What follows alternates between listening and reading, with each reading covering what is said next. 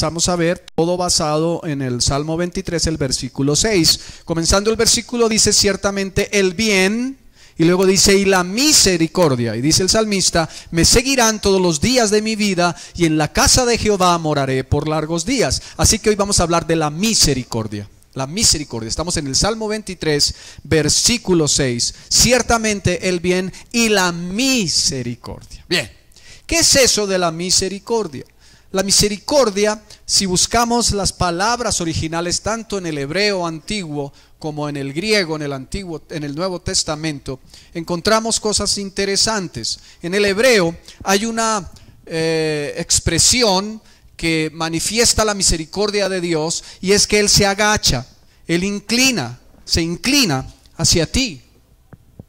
El Señor se pone a tu nivel, Él siendo Dios glorioso, majestuoso, soberano, grande en los cielos. Y la más grande manifestación de que Él se puso en tu nivel y en el mío fue que envió a su Hijo Jesucristo para tomar tu lugar. El Rey de los Reyes se hace hombre, y estando en la condición de hombre se humilla como siervo hasta la muerte, y muerte de cruz. Entonces la misericordia de Dios tiene que ver con que Él agacha su cuello, Él se inclina. Deberíamos ser nosotros quienes nos inclináramos en todo tiempo ante Él, pero Él se inclina para buscar bendecirnos, y es cortés y amable. Ese es el sentido de la palabra hasad, que es la palabra original para misericordia en el Antiguo Testamento, en el hebreo. Pero hay otra palabra en el griego que significa compasión. Compasión. La misericordia es de Dios, pero también puede ser humana. Así que la compasión es divina o humana. Aquí refiriéndonos a la compasión de Dios, a la misericordia, que es la compasión. Compasión no es lástima. No es que yo sienta lástima por el otro.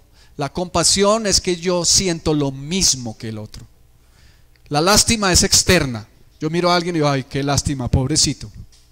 Pero la compasión es: siento tu dolor, ¿cómo puedo ayudarte? Es diferente, compasión de lástima. Misericordia es compasión. Y el Señor se compadece de ti y de mí. Vamos a hablar en esta mañana de tres aspectos. El título de la enseñanza es: el Señor se compadece de ti, aunque vamos a hablar de otros puntos, pero quise redondearlo con ese título. No, perdón, ese no es el título, discúlpame. El título es: la misericordia de Dios te acompañará siempre. Ese es el título. La misericordia de Dios te acompañará siempre. Y esto sí nos encapsula todo. La misericordia de Dios, para los que toman nota, la misericordia de Dios te acompañará siempre. Tiene que ver precisamente con esa segunda parte que estamos leyendo en el versículo 6 del Salmo 23. La misericordia de Dios te acompañará siempre. Pero entonces el primer punto de los tres que vamos a tocar en esta mañana es: el Señor se compadece de ti. Punto número 1, el Señor se compadece de ti. El Señor se compadece de ti. Punto número 2, el Señor tiene misericordia de ti. Literalmente, la palabra misericordia. El Señor tiene misericordia de ti. Y lo vamos a ver. ¿Por qué lo separé en dos? Porque vamos a ver dos textos que nos dejan ver algunos aspectos que tienen que ver con el tema. Y el tercero: Dios te da cada día una nueva oportunidad. Tres cosas. El Señor se compadece de ti, el Señor tiene misericordia de ti, y Dios te da cada día una nueva oportunidad. Vamos por favor al libro de Hebreos para mirar el primer punto. Hebreos capítulo 4, versículos 15 y 16. El libro a los Hebreos, capítulo 4, versículo 15 y 16. Que Dios se compadezca de ti significa que Él, siendo santo, justo, alto, perfecto, eterno, glorioso, se pone a tu nivel. Baja y se pone a tu nivel. Estamos en Hebreos capítulo 4. Hebreos capítulo 4, versículos 15 y 16. Él se pone a tu nivel, te puede entender y te da la gracia para auxiliarte y librarte en tu debilidad. Vamos a ver qué nos dice el libro a los Hebreos, el capítulo 4, versículos 15 y 16. Porque no tenemos un sumo sacerdote que no pueda compadecerse en nuestras debilidades, sino uno que fue tentado en todo según nuestra semejanza, pero sin pecado. Y dice el versículo 16: acerquémonos pues confiadamente al trono de la gracia para alcanzar misericordia y hallar gracia para el oportuno socorro.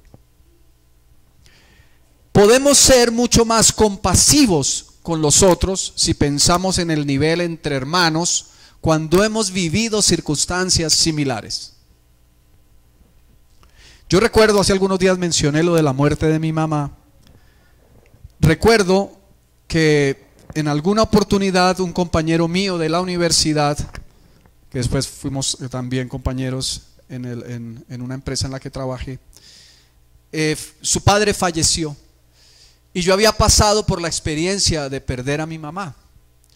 Yo recuerdo, es decir, a uno de pequeño lo instruyen y lo enseñan en cosas que tienen que ver con decencia, con el trato para con los demás, con modales, con protocolos inclusive en ocasiones.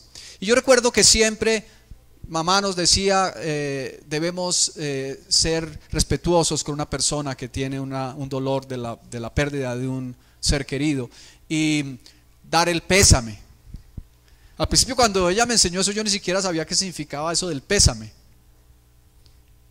¿Qué será eso del pésame? ¿Qué será lo que pesa? Y el pésame es me pesa, en otras palabras, me duele. Pero en ocasiones a veces le decimos a una persona que ha perdido un ser querido, mi más sentido pésame, y eso se vuelve una frase de cajón. Entonces, ¿qué es lo que le tengo que decir a la persona? Mi más sentido pésame. ¿Qué sentido tiene eso? Si no lo está sintiendo. Es una expresión más decente, sí, de cultura, sí, tal vez de un protocolo que se debe seguir socialmente, pero no hay nada de corazón allí. Cuando tuve la oportunidad de ir al sepelio del padre de este compañero, yo me acerqué a él y con lágrimas en mis ojos por su dolor, porque yo lo podía entender, lo abracé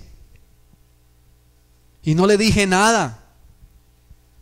No había que decir nada, había que estar ahí fortaleciéndolo con un abrazo, diciéndole con la expresión del corazón y la actitud: yo puedo sentir lo que tú sientes y te acompaño en este momento de corazón.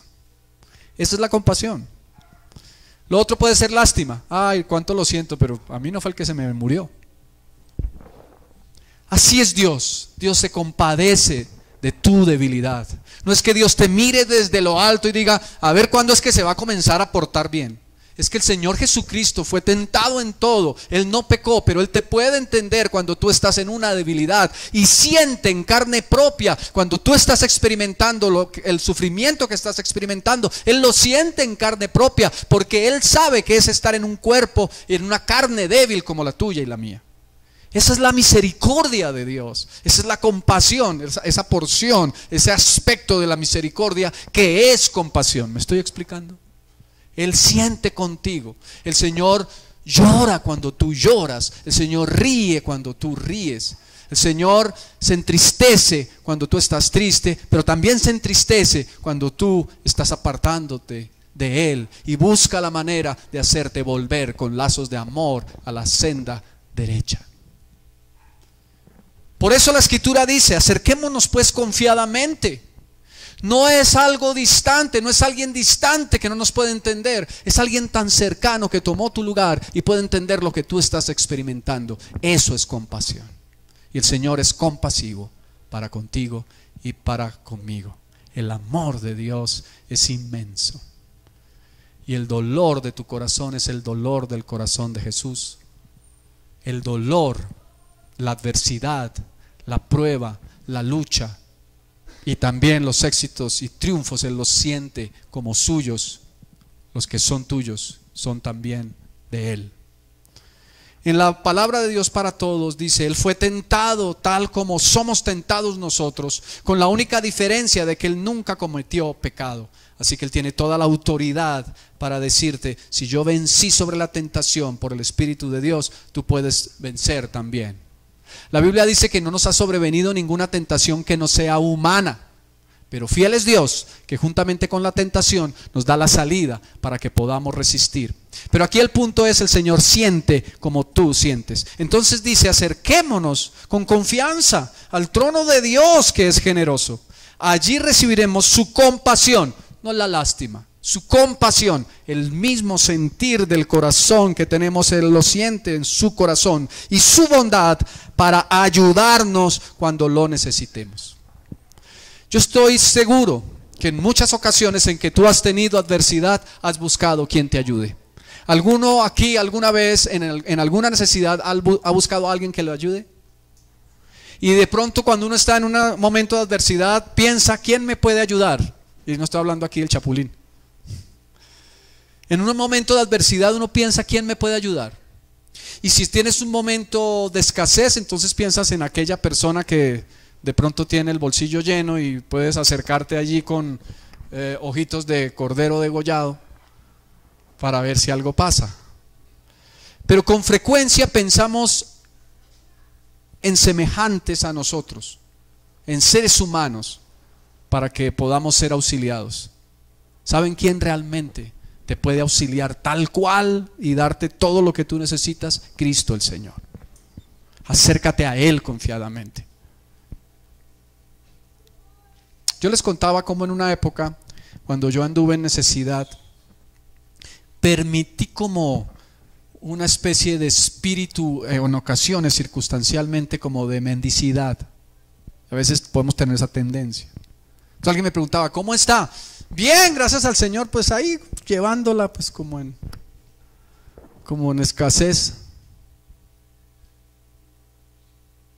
Y a veces decimos y hacemos cosas esperando la acción del otro. ¿Es así o no? ¿O aquí no hay ninguno de ellos? Siempre todos lo dicen tan francamente, sin esperar nada.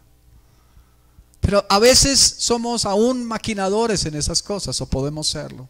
¿Por qué no nos acercamos al Señor? Que Él promete su misericordia, Él promete su compasión, Él siente lo que tú sientes y experimenta lo que tú experimentas, y te recibe en el trono de su gracia, al cual tenemos libre acceso para auxiliarte y socorrerte en tu necesidad. Él es Dios. Pero es más fácil ver a los semejantes, porque es más fácil relacionarnos con aquellos que tienen cuerpo físico como nosotros. Pero el Señor es realmente tu ayudador. Así que acerquémonos. Él se compadece de ti. Él sabe lo que tú tienes, Él sabe lo que tú experimentas, Él sabe tus luchas. Aún si estás teniendo luchas con tentaciones, Él fue tentado en todo pero sin pecado. Acércate y dile: Señor, tengo esta lucha en mi vida, solamente tú me puedes dar la fortaleza, tú me puedes entender porque fuiste tentado como yo. Dame el poder y la fuerza para ser librado de esto. Esa es la misericordia de Dios al servicio, o mejor, a favor de sus hijos. Segundo, estamos hablando de que Él se compadece. Segundo, Él tiene misericordia de ti. Vamos a verlo desde otra perspectiva. Él tiene misericordia de ti. Esto tiene que ver con el perdón. No solamente que Él te auxilie y sienta el dolor que tú sientas o puedas entender tu necesidad, sino tiene que ver con el perdón. El Señor te perdona, y Él perdona. Y te voy a decir esto, y esto que digo, lo digo lo quiero decir con tanto cuidado, para que tú no lo interpretes de una manera inadecuada y puedas caer en una condición que no es la que Dios quiere. Pero te quiero decir esto: Dios te perdona hoy. Cuando tú confiesas tu pecado, te perdona, aún sabiendo que mañana volverás a pecar. Esto no es para que entremos en el jueguito del que peca y reza, ¿cierto? No, es para ver el atributo de Dios, que es la misericordia de Dios. Vamos a ver un texto que está en Mateo capítulo 18. Ustedes lo conocen de memoria, es un tanto extenso, pero quiero que lo miremos, porque aquí se aplica a la misericordia que tiene Dios de nosotros, que asimismo debemos tenerla para con los demás. Mateo capítulo 18, versículo 23. Recordemos que estamos basados en aquello que el salmista dice: el bien, tu bien y tu misericordia me seguirán todos los días de mi vida. Mateo 18, el versículo 23 hasta el 35, es una parábola que tú has leído muchas veces, y es lo que el Señor está diciendo aquí. Por lo cual el reino de los cielos es semejante a un rey. Estamos en Mateo 18, 23. Mateo 18, 23. Semejante a un rey que quiso hacer cuentas con sus siervos, y comenzando a hacer cuentas le fue presentado uno que le debía 10,000 talentos, mucho dinero, millones. A este, como no pudo pagar, ordenó su señor venderle, y a su mujer e hijos y todo lo que tenía, para que se le pagase la deuda. Ya se pueden imaginar la magnitud de la deuda. Miles de millones si lo pensamos en dinero de hoy. Miles de millones si lo pensamos en dinero de hoy. Ahora dice: entonces aquel siervo, postrado, le suplicaba diciendo: Señor, ten paciencia conmigo y yo te lo pagaré todo. Yo te lo pagaré todo. Mira lo que dice el versículo 27. El señor de aquel siervo, ¿qué dice? Movido a misericordia. Movido a misericordia, la capacidad de perdonar a pesar de la gran deuda. Este es el segundo aspecto de la misericordia. Movido a misericordia, le soltó y le perdonó la deuda. Esa es la misericordia de Dios. No importa cuán grande sea la deuda que tú debes pagar a Dios por tu pecado, la misericordia de Dios es la capacidad que viene de Él para perdonar. Y lo que te mencionaba anteriormente, Él te perdona hoy sabiendo que tú fallarás mañana. No usemos eso como excusa para fallar. Busquemos siempre agradar al Señor, pidámosles la gracia. Pero es la capacidad de perdonar. Dice que fue movido a misericordia. Ahora, quise tomar todo el pasaje porque nos da otra enseñanza que es importante, aunque no quiero ahondar en ella. Pero si el Señor tiene misericordia de ti, ¿qué deberías hacer tú? El versículo 28, amén. Dice: pero saliendo aquel siervo, halló a uno de sus consiervos que le debía 100 denarios, 100,000 pesos, 10,000 pesos. Y haciendo de él, le ahogaba diciendo: págame lo que me debes. Entonces su consiervo, postrándose a sus pies, fíjense que este otro suplicaba, pero no dice que se postró. Pero este que debía 10,000 o 100,000, se postró a sus pies y le rogaba diciendo: ten paciencia conmigo y yo te lo pagaré todo. Si tú miras lo que dice el versículo 29 al final, ten paciencia conmigo y yo te lo pagaré todo, es exactamente lo mismo que dice el final del 26: ten paciencia conmigo y yo te lo pagaré todo. Era el mismo clamor que este hombre, que le perdonaron los miles de millones, estaba recibiendo de aquel que le debía tan solo un poquito de dinero. Ten paciencia conmigo y yo te lo pagaré todo. Y dice el 30: mas él no quiso, sino fue y le echó en la cárcel hasta que pagase la deuda. Viendo sus consiervos lo que pasaba, se entristecieron mucho y fueron y refirieron a su señor todo lo que había pasado. Entonces, llamándole su señor, le dijo: siervo malvado, toda aquella deuda te perdoné porque me rogaste. ¿No debías tú también tener misericordia? Digan: misericordia.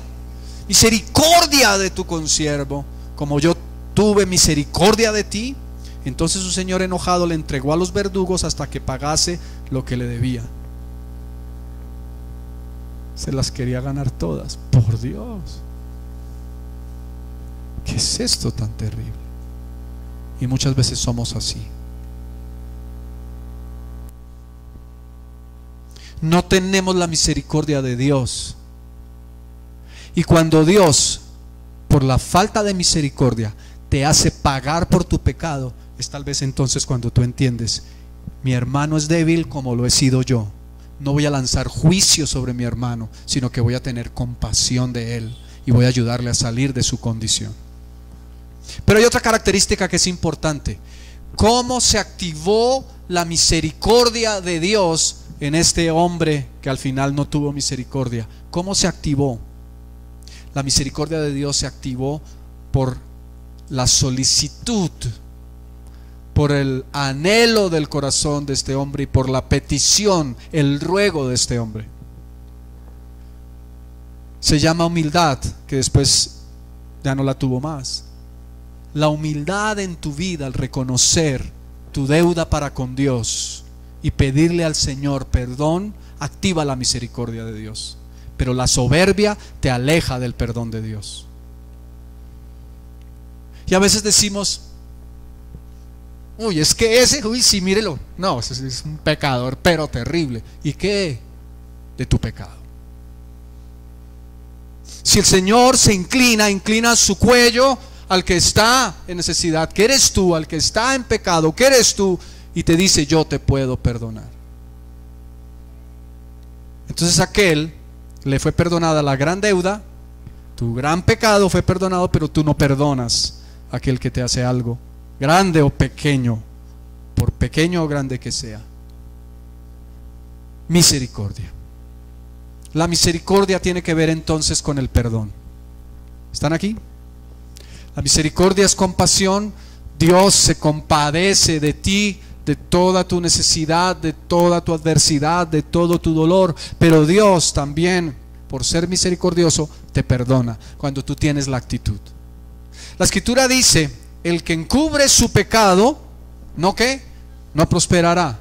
Mas el que lo confiesa y se aparta, alcanzará ¿qué? Misericordia. ¿Qué se requiere para que alcances la misericordia?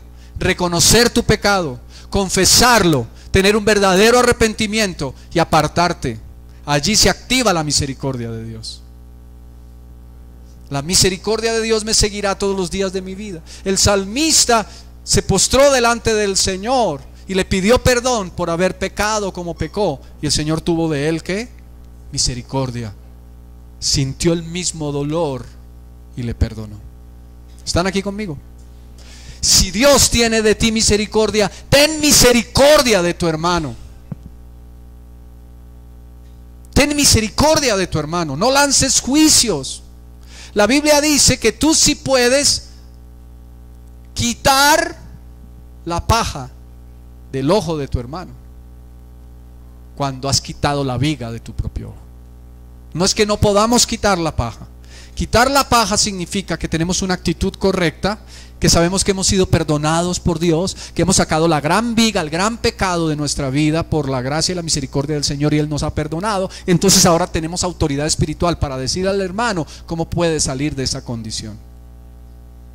No mires el pecado de tu hermano para condenación, mira el pecado de tu hermano para restauración.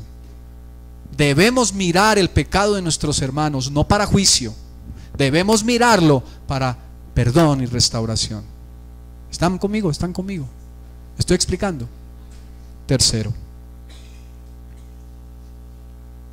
Dios te da cada día una nueva oportunidad. Ese es el otro sentido de la misericordia. Una nueva oportunidad. Una nueva oportunidad. Si Dios no te perdonara, si Dios no se compadeciese de ti, entonces cada vez más estarías más lejos de Él. Por eso la Biblia dice: acerquémonos, lo acabamos de leer, confiadamente. Pero a veces lo que hacemos es engarrotarnos o alejarnos. Miren, el diablo es astuto y es sutil, y hay un engaño que es el engaño del pecado. El engaño del pecado hace que tu conciencia se pueda cauterizar y te vayas endureciendo, de tal manera que llegas a decir: ya Dios ya ni me mira, ya Dios ya ni me perdona. El pecado es tan grande que va a poder suceder. Cuando tú tienes una actitud correcta delante del Señor, y vuelvo y te digo, no quiero que interpretes mal lo que te estoy diciendo para justificar el pecado, pero cualquiera que sea la condición de pecado que hay en tu vida, si tú tienes la actitud correcta, Él te va a perdonar, porque fue a la cruz del Calvario para librarte de la maldición del pecado y de la muerte. Él no invalida su obra. Si Él lo hizo por amor, Él te amará y te perdonará todas las veces que sean necesarias. ¿Qué se requiere? Arrepentimiento verdadero, apartarte. Porque entonces entramos en el jueguito del que peca y reza.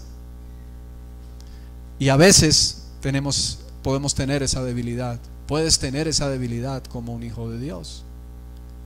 Aún el engaño de Satanás es decir, ¿eso qué importa? Él te puede engañar de dos maneras, de muchas, pero te voy a mencionar dos. Una es hacerte creer que Dios ya no te perdonará más. Hacerte creer que ese pecado que para ti es terrible y obviamente delante del Señor lo es, ya no tiene perdón de Dios. Esa es una frase que algunas veces decimos. Es que eso que hizo no tiene perdón de Dios. ¿Ustedes lo han oído alguna vez? Y lo usan como frase de cajón, pero no, eso sí no tiene perdón de Dios. ¿Y quién eres tú para decir si Dios va a perdonar o no? Si la Biblia dice que Él te perdona,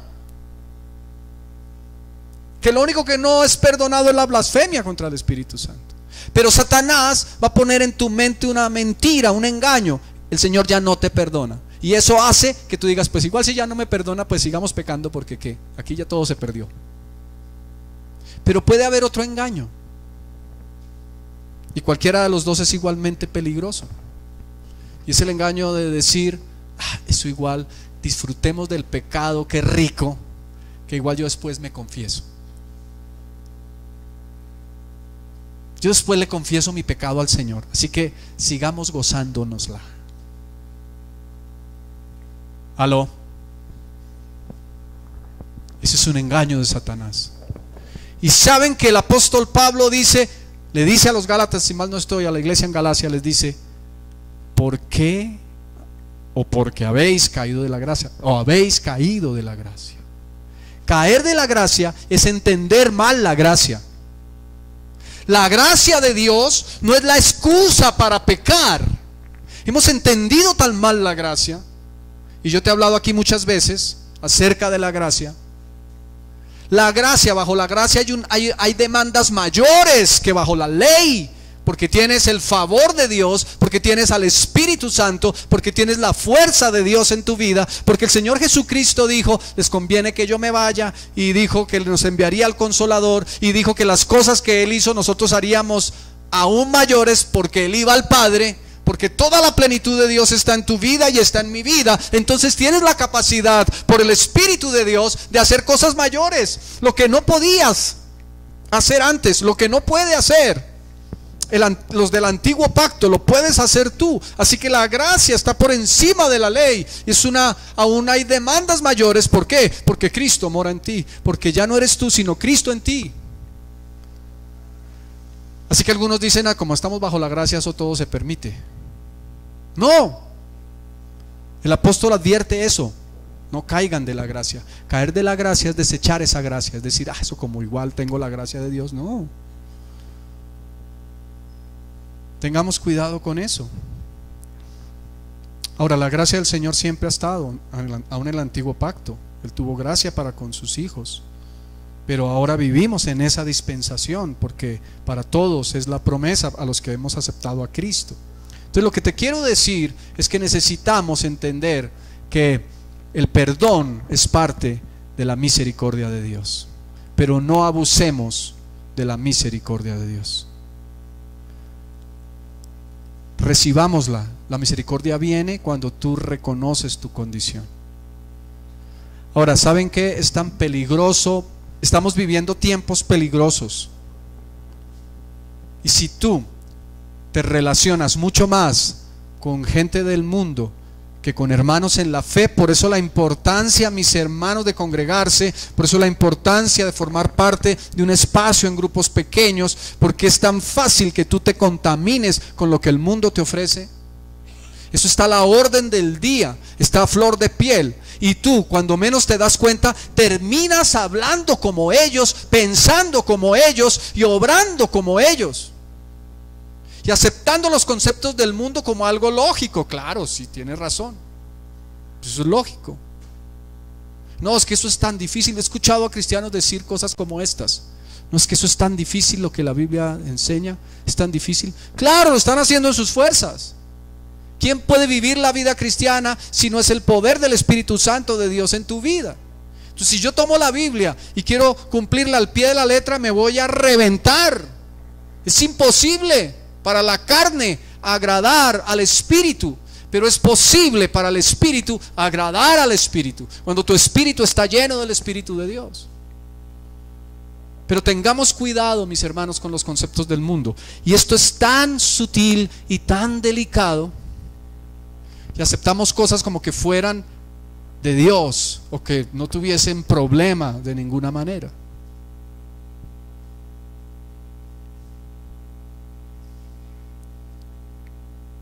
Estamos pensando, y aquí hay varios jóvenes, comenzar una reunión de jóvenes. No es la reunión de jóvenes de pronto tradicional, pero es como el discipulado para jóvenes, y vamos a tocar temas que son muy interesantes. Y hay una persona que el Señor ha ido levantando por todos estos años, que le ha permitido enseñar el Señor a adultos, que tiene en su corazón empezar este espacio, que es Paula Ruiz. Y estamos con la idea de tocar algunos temas que son cruciales, porque los muchachos en sus trabajos, en las universidades, aún en el colegio, son expuestos a cosas, todos, pero digo particularmente los muchachos, a cosas terribles, cosas como estas.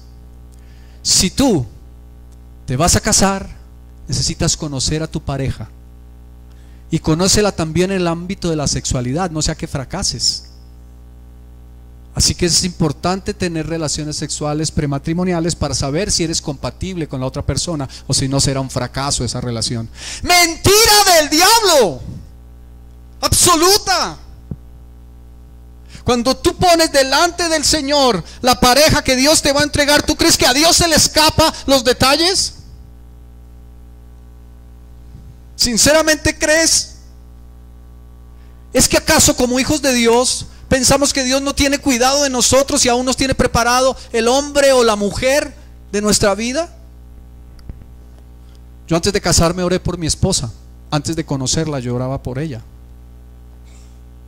Y cuando la conocí, ni yo le gusté ni ella me gustó. Y ahí hubiéramos dicho, no, eso es descarte, porque pues si no hay química, vamos a la física, a la matemática, a la trigonometría, que no hay química. Pero es que Dios nos había preparado el uno para el otro. Y por eso hasta hoy podemos decir, le damos gracias al Señor, de 26 años de casados. Vi por ahí, un paréntesis, una publicación, no sé si fue en Facebook, no se la he mostrado a mi esposa, dice, mostrando cómo duermen las parejas de esposos en la noche. No sé si la vieron alguno. Entonces, si tienen esta posición, significa esto. Si tienen esta posición, significa esto. Si tienen, cuando duermen, ¿no? Si tienen esta, significa esto. Yo dije, bueno, estamos bien. Si es que eso fuera cierto. Pero que todavía después de 26 años de casado tengamos ese amor eros. Pues eso dice la Biblia, pues el amor de pareja, donde hay una expresión también en el ámbito de la sexualidad.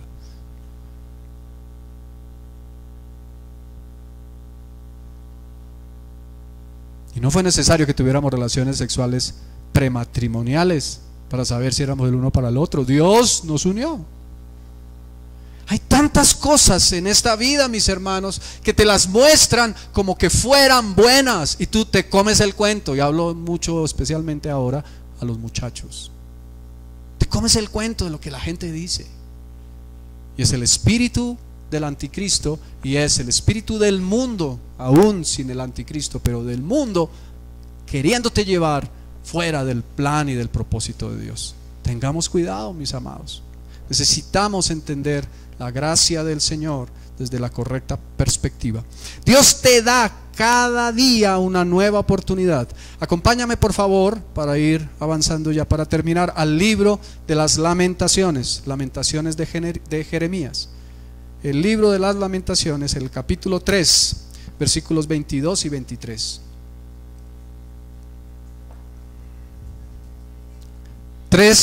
Capítulo 3, versículos 22 y 23.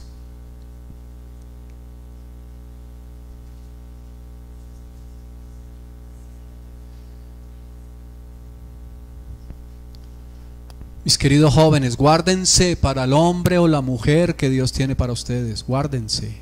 Eso es lo que Dios espera. Y como diría por allá una campaña publicitaria de hace años, sí se puede con Cristo. Lamentaciones capítulo 3, versículo 22, 23. No pienses que para tener prosperidad tienes que hacer trampa y que todo el mundo lo hace, entonces pues hagámoslo. Hay tantas cosas que tienen que ver con esto que sería toda una enseñanza. Lamentaciones capítulo 3 versículos 22 y 23 dice tan claro como esto: por la misericordia de Jehová no hemos sido consumidos, porque nunca decayeron sus misericordias. ¿Nuevas son qué? Cada mañana. Grande es tu fidelidad. Cada mañana amanece un nuevo día y la misericordia de Dios está disponible para ti. No es que Dios te diga un día: yo te di otra oportunidad y te di otra, de aquí para allá ya nada. Dios no es así.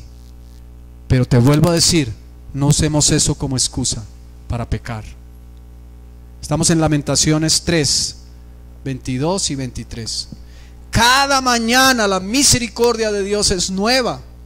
Es un nuevo amanecer, es un nuevo día, es una nueva oportunidad. Es el momento para dejar atrás lo que no es conveniente, lo que no le agrada a Dios, lo que no te edifica. Si te despiertas en la mañana y sabes que le has fallado a Dios, ponte de acuerdo con Él en ese momento y acude a Él, porque Él está con sus brazos abiertos y te puedes acercar confiadamente al trono de la gracia. Ya no tenemos que esperar un año a que el sumo sacerdote entre con un sacrificio al templo para ver si nos perdona nuestros pecados el Señor del cielo y de la tierra, sino que ya tenemos un sumo sacerdote, el cual fue tentado en todo pero sin pecado, a través del cual podemos entrar cada día, cada mañana al trono de la gracia y hallar oportuno socorro. El Señor cada día te da una nueva oportunidad.